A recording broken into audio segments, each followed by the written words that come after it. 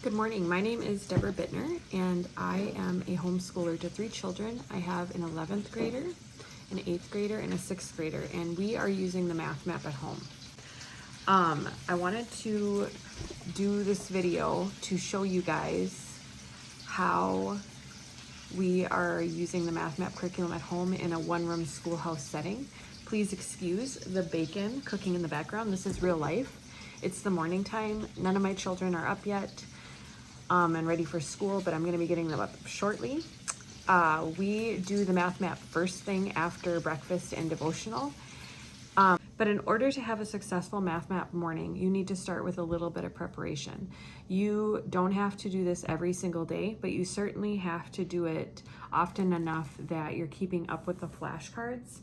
View the flashcards as the most important part of the math map morning, aside from the conversation, and view the worksheets, the workbook aspect, as just something that comes in behind the conversation and the flashcards and kind of bolsters that and what's the word I'm looking for, like melts that in. Okay, I know that in a modern school setting, the worksheet and the output is the most important. As a Christian classical teacher, my goal is first and foremost to fill my children with truth, goodness, and beauty, and to trust the Lord to take everything that I pour into them and to plant it deep in their heart, and then to have an outpouring. So I do not put a big focus on the workbook pages, though we love them and we do them, and I'll show you how.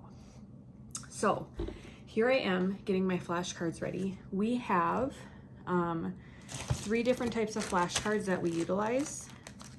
Remember, I have an 11th grader, an 8th grader, and a 6th grader.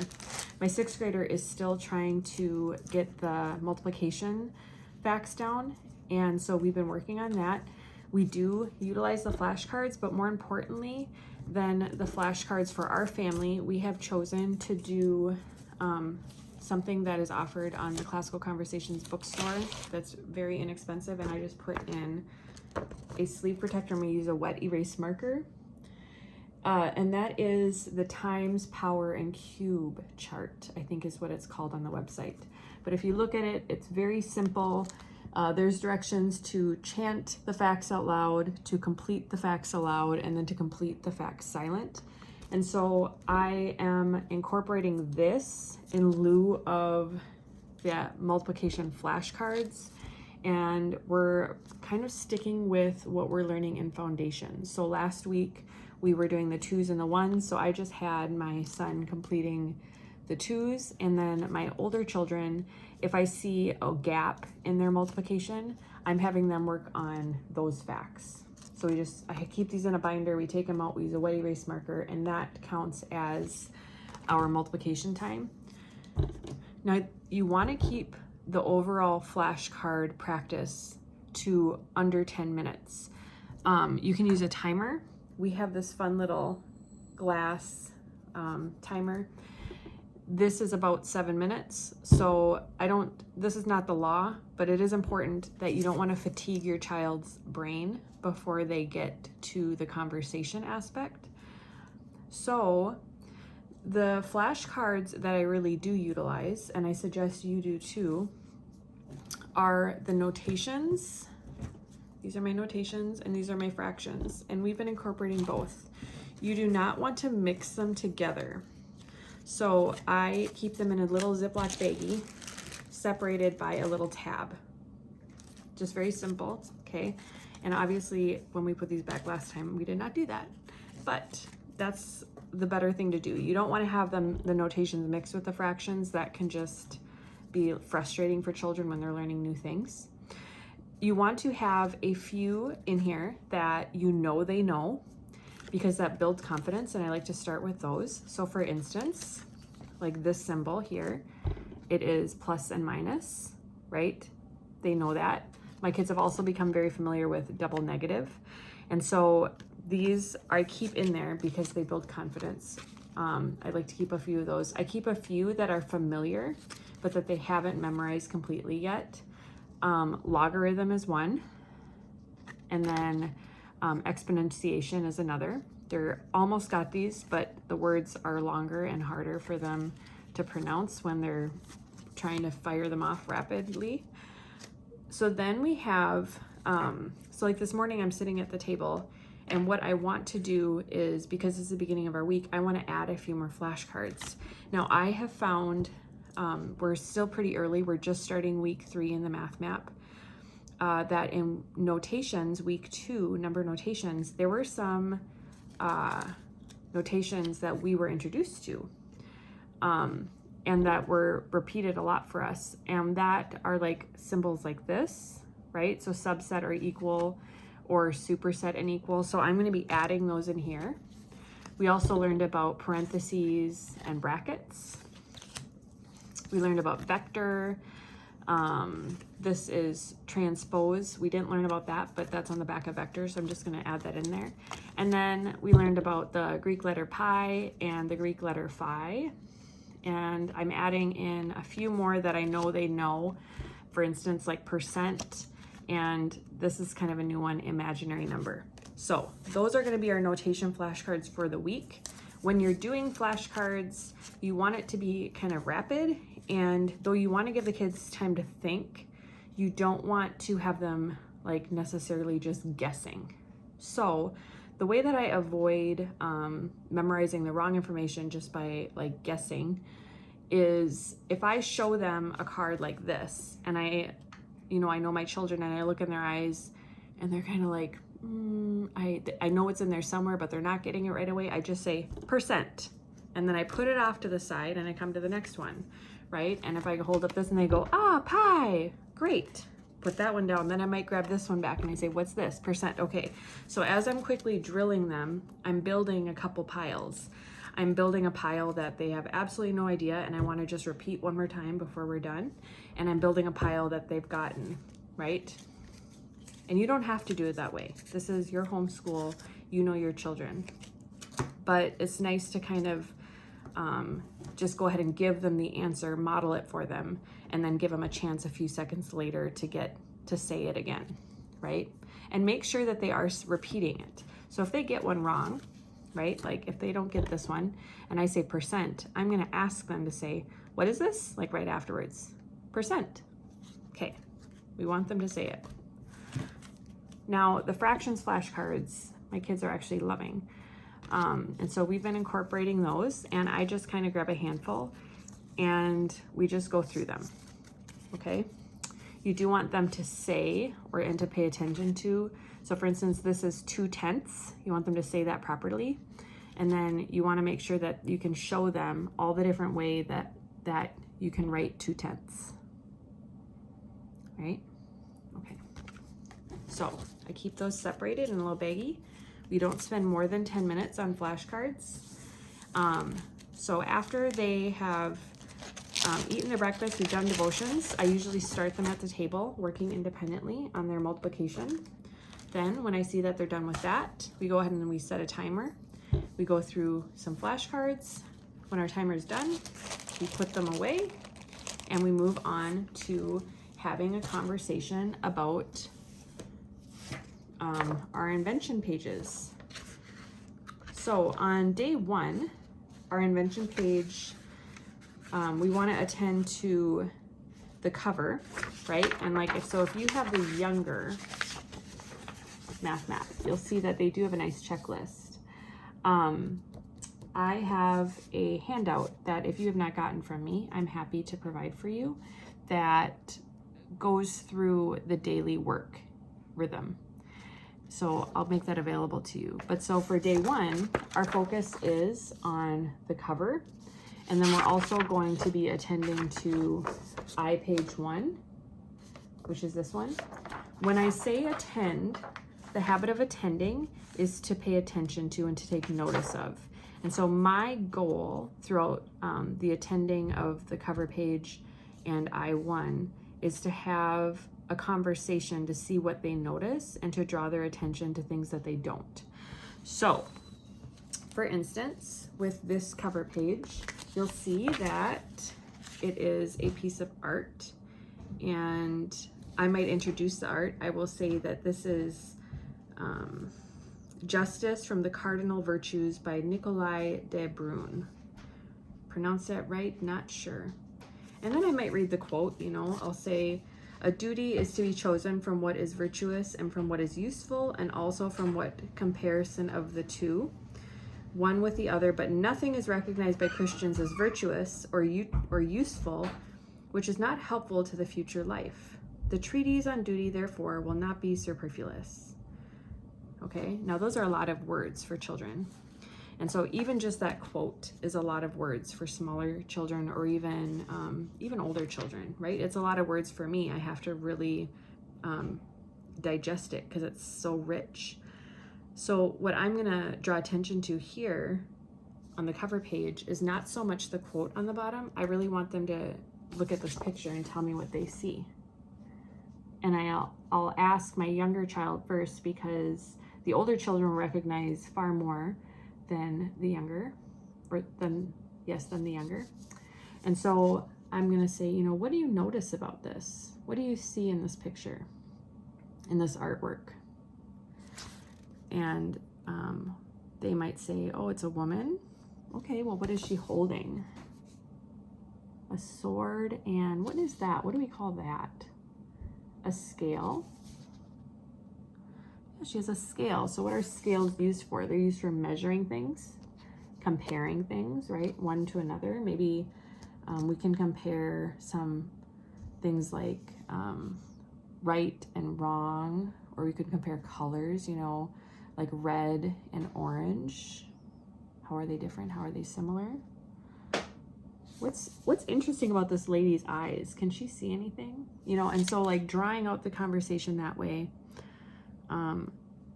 Again, no longer than 10 minutes for the conversation. So go ahead and use the timer if you need to.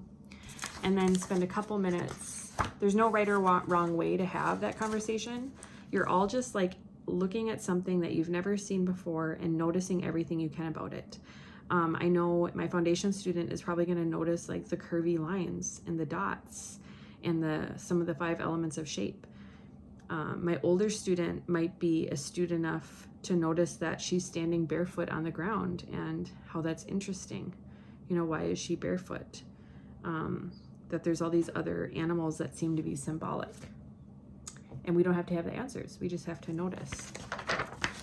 One of the things that I'm going to try to do before my kids wake up, and I really should have done this with my devotions, but I forgot, is reading this essay. This essay is not for the children necessarily. It's really for you. But I would suggest that you highlight the things in there that stick out, that you would like to share with your students, that point back to the Lord, or that help them notice something about this picture and how it relates to math. Okay? So then the next part of the discussion is just attending to page 1. There really isn't a whole lot to do here, but you do want them to notice where they are. You know, they're on week 3 comparison. What domain are they in? They're in rationals, which this one, they're in fractions. So that's interesting. I didn't notice that. Noticing new things. But so you just want to see, help them to see that this is a map, right? And where have they been and where are they going? Okay. So then we get to the workbook pages, and what I'm going to be doing is taking you through the way that we do workbook pages. We do workbook pages in the mastery method. So if you were to sit with this book for a good amount of time and really pay attention to the pages, you'll notice that page 1, okay, and page 5 are extremely similar. Okay, you'll also notice that page 9, I believe it is also extremely similar to those pages. And so there's kind of a rhythm to this, to the way that the book is laid out. You can do the spiral method where you're introduced to all the new concepts on day 1, and then you spiral through it on day 2, 3, and 4. Or like my family, we are doing the mastery method, so we are introducing ourselves to a smaller group of concepts each day and just kind of like really digging into that and doing a lot of repetition in that. We do not do, or have not, I should say, we have not managed to do 4 pages a day when I'm working with my youngest, who I work more closely with. We have only done 2 pages a day, but I do feel and sense that with the mastery method and doing the 2 pages a day, that my son is really grasping new concepts better. And I know that by the end of 4 days, he's going to be introduced to all the concepts for that week. So the other thing about doing the mastery method is you'll notice that you have charts and answer key, and the answer key in the beginning or in the middle of the booklet, and you really want to take those out. So we keep all our math map stuff in a binder, but I only hand the week to the children as the week happens. So I'm not keeping, I might have to end up taking a couple out or getting a bigger binder towards the end of it, but right now this works. So in this binder right now, we do have ex nihilo, we have number notations, and we have their Seeing the Unseen booklet, which I will get back to. So what I do is, to prep for the morning, I just take the booklet, the new booklet out. The children should be bringing, that are in challenge, should be bringing the week that they're about to work on to community day each week. So make sure that they have that. But then I take the chart and I take the answer key out and I put those available to us either in the binder or on the table. You're going to be needing the charts, and they're very important to working through the material. But so on day 1, if you're doing the mastery method, what's nice to know is that you only need to be referring to 1 chart a day in the mastery method. And again, I'll post that, what pages correlate to which chart, in the description below. But so for day 1, working on page 1, for instance, we want to look at chart 1 for this week. Another thing to make sure you are aware of is that you want to keep your other charts handy, because if there's something in your page that you do not know the answer to and you can't find it on that chart that correlates to that page, you will likely always find it in a previous chart. So let's go ahead and first start by attending to this chart just for a very couple minutes. So we're seeing 1D. So in ex nihilo, we learned about 0D, which is represented by a point. 1D, it says, is a line represented by an axis. So there's different words that are in bold here. We can be sure that those are vocabulary words. We see, first dimension, linear, rectangular coordinate system. We see the number line. We see lines and parts of lines, comparison. We see some symbols down here that we might want to take note of to add to our notations. I know there's several families that have opted to make their own flashcards, and they're using the chart where we see the symbols. They're just going ahead and writing down the symbol on one side and the definition on the other. Here we're talking about equality and inequality, the laws of equality and inequality. And I don't understand any of this, and that's okay. But let's dig in, okay? Math is about patterns. So I work very closely with my son as he works through his workbook pages so that I can learn as well. And today in this video, I'm going to be showing you how I do that. So I'm gonna get back to cooking breakfast and getting my morning ready for my kids. And then the next time you see me, we'll be seated at the table working through a workbook page with my youngest child, and being available to my older kids who will be at the table too, working through their workbook pages, so that if they have any questions, I can help them. All right, so we finished our flashcards early, right? We did our flashcards, we did our multiplication.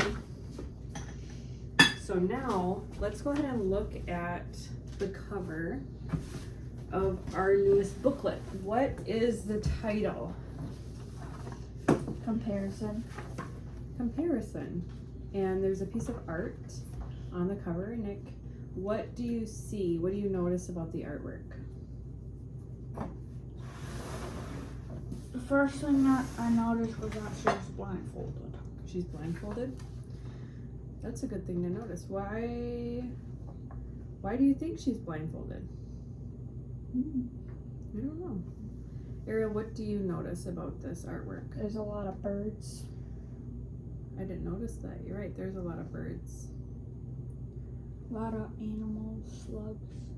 There even looks like a bird that's kind of like dragonish. Do you see that? Yeah. What Fish. what is this woman wearing? Clothes. A dress. A dress. Why do you think she has her dress tucked up? Like, see how she kind of has her dress pulled up? Like tucked up so that her feet are showing? She can walk around and not trip or something. I agree. I think when I'm wearing a dress and I have to get somewhere fast, I usually kind of hold it up, right? What is she holding in her hands? A knife and a scale. A sword and a Scale. It's called a scale. So what's the difference between a sword and a knife, Nick? If we compare a sword and a knife. Well, a sword is massive and a knife is like teeny. Yeah, and is a knife usually sharp on one side or two? A sword's usually sharp on both of the sides. Yeah. So a few more things about this artwork. Is it very colorful? No. It says something on the artwork that NDB. Yeah, I think that's actually Latin. Isn't that Ariel under there? No, doesn't look like it. I think it is. We'll have to kind of check it out if we have time, but I do believe that that's Latin down there. Okay, so we're going to be learning this week about comparison. A few things that I read the essay on the back, and I made notes in yours, Nick, so just bear with me here. So I have some questions for you, okay? What makes something right or wrong?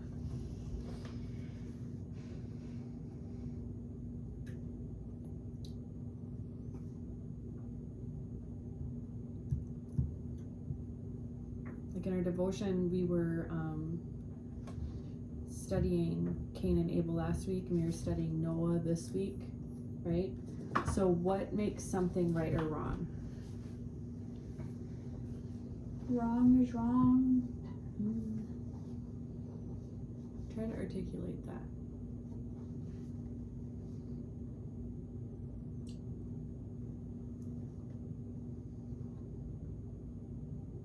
How do we know when something's wrong? We just feel it.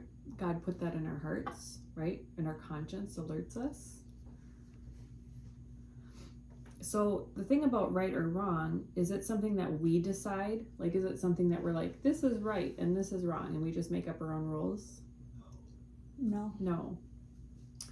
So in this week's artwork, Justice is depicted as a woman. So this woman is actually, we're going to call her Justice. Okay. So go ahead and look at her as I read this. So Justice is depicted as a woman with a scale in her hand. Why do you think she's using a scale to measure right or wrong? Because maybe some things are righter than they're wrong. Like right is better than wrong. I don't know. Right. So in the olden days, like we don't use scales a lot now, but actually they had to measure a scale on one hand, on one of them, you would have items that were like the thing that you weighed the other thing against. So just as an example, okay? So like they would have like metal pieces that weighed a certain amount. So like let's say that this is the metal piece that weighs 1 pound. If the shopkeeper wanted to sell a pumpkin, okay, to someone else, and say he was charging $1 a pound, right? And he put this in, and the scale went like this. Which one weighs more than a pound? The pumpkin. The pumpkin. So then he would know. Well, both pumpkins. Well, pretend this is a metal piece. Oh. Okay, this is a metal piece that the shop owner has that he knows weighs 1 pound. So it's truth. this is his measurement. This is the truth that measures the weight. Now let's say he puts a pumpkin on and it's like this. Can he be sure that this is 1 pound? Because it's perfectly balanced. Well, this one weighs more than this one. If it's perfectly straight, is it balanced? Yes. Then we know for sure that the pumpkin weighs 1 pound. So like that, justice is measured by a source of truth. Okay? And so when we are measuring right or wrong, we have to compare it to something, right? Comparison. So we measure our actions. What's the comparison for us to know if it's right or wrong? What do we go to know if something is right or wrong if we're not sure? The Lord, his word, right? Christ is an example. So like our comparison, right? So in the Bible, Pilate was asked, what is truth? So we might ask the question, what is the standard by which I judge myself? For Christians, there's only one standard. God says we have to be perfect, just like our Father in heaven is perfect. But can we be perfect? No. So how can we be perfect like him? It's impossible. This standard is as absolute as the origin on a number line. So then when we also think of comparison, we think of number lines. Have you guys seen number lines? Comparison, the person I think of is the object. 2 objects, yeah. So comparison we can also use for numbers. So imagine that this is a number line, okay? And the middle hole is 0. So if 1 would be 1 hop over here, there'd be number 1. There'd be number 2. And so in order to compare, you have to kind of like have it on an equal playing field and lay it out, okay? So we're also gonna explore that. So today, the other page that we wanna look at, Ariel, is look at the math map page I1. Where are you in your map for math? Comparison. We're at comparison. I1D. We're at I1D. And Nick, we're at 1D, we're at week 3, which is comparison, right? So have we done our flashcards today? Yeah.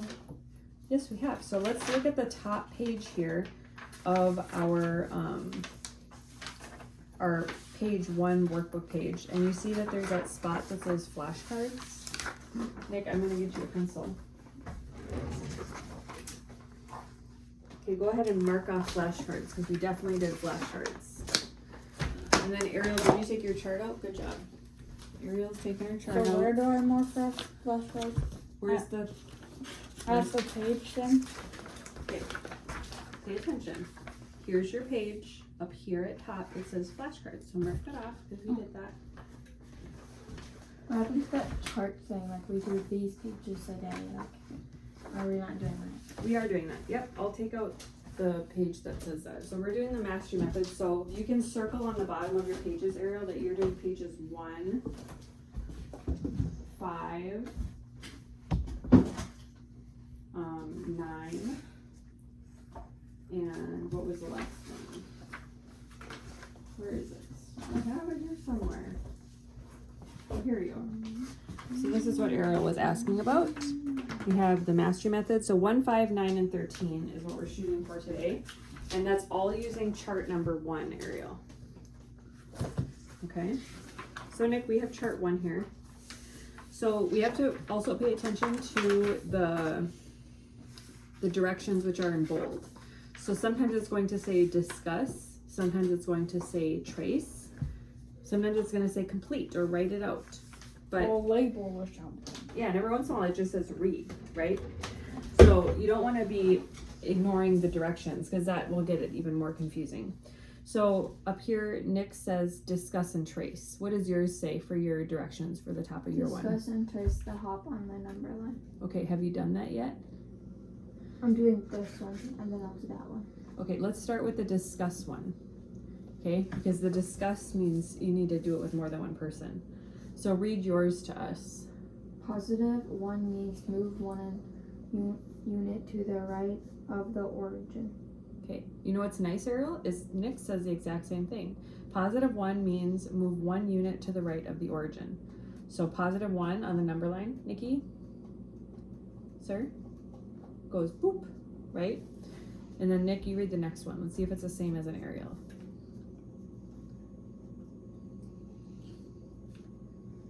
Boop.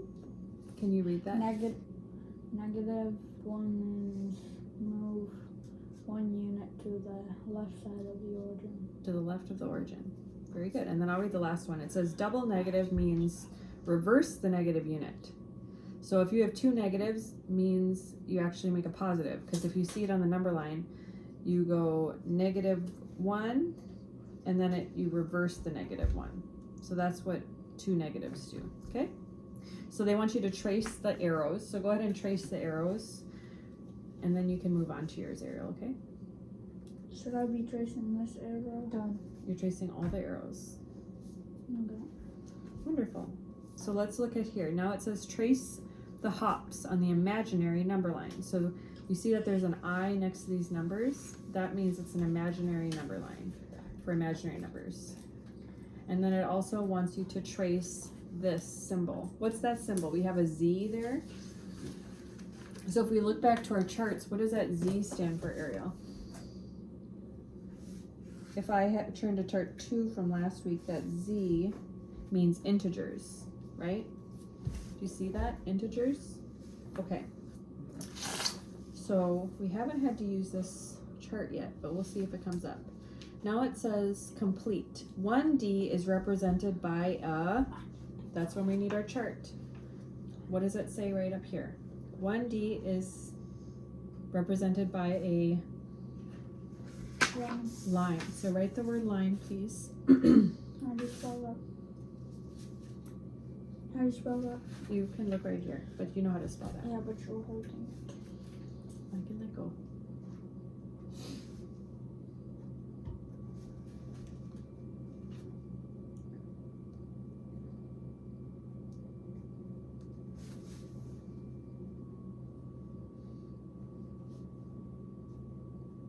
The magic E rule, right, Nick? Line? Okay. So 1D is represented by a line and a variable, usually what? Let's look at this box up here. Can you find the answer?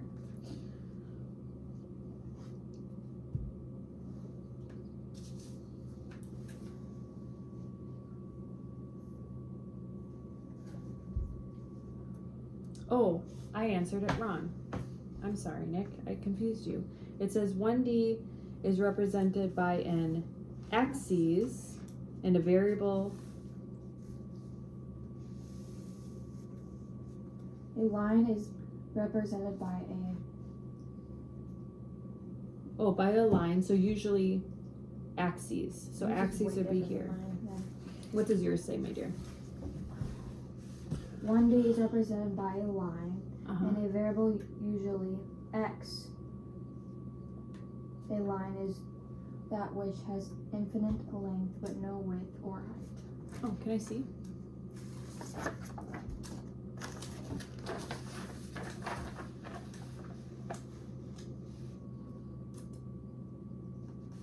And a variable, usually x. Oh, where did you see usually x? Where did you find that on your chart?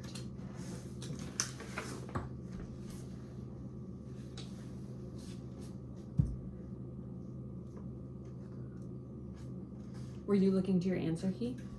Well, yeah, 'cause that's the only thing I was stuck on. Well, But then I saw an X here, but abscissa, and then the line thingy, this down here. Yeah. I looked right here and there's that thing. okay, so usually x.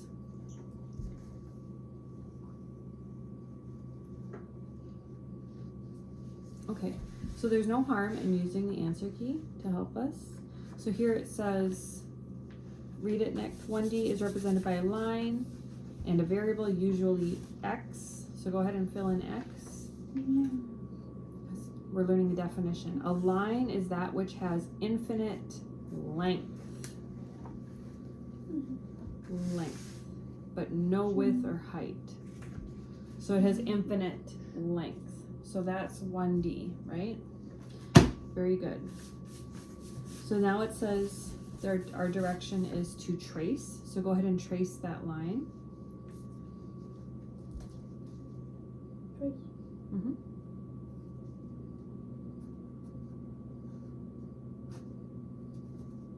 Oh, well, you're not doing a very good job. It actually wants you to trace exactly what's there. That means that there's arrows on the end and there's a point. So pay attention to all the details, please. And notice that a line is different from a vector. If you look at vector next to it, how do you draw a vector? Trace the vector, please. Or should I just write it right here? Trace this vector. This is the vector.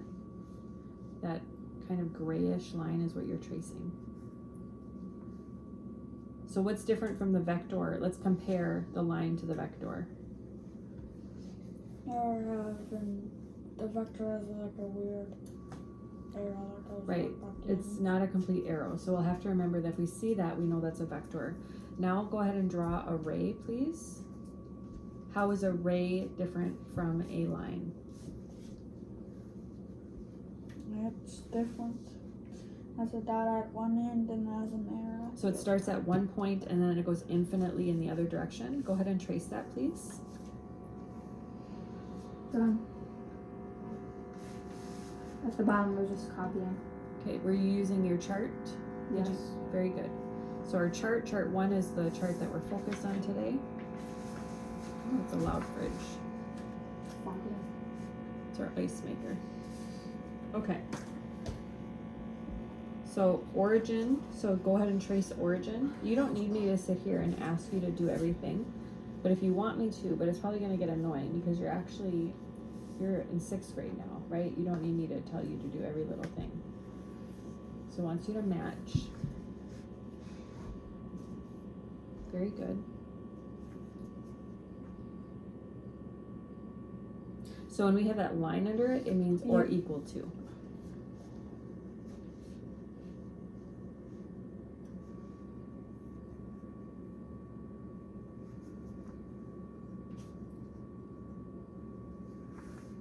Good job. Excellent.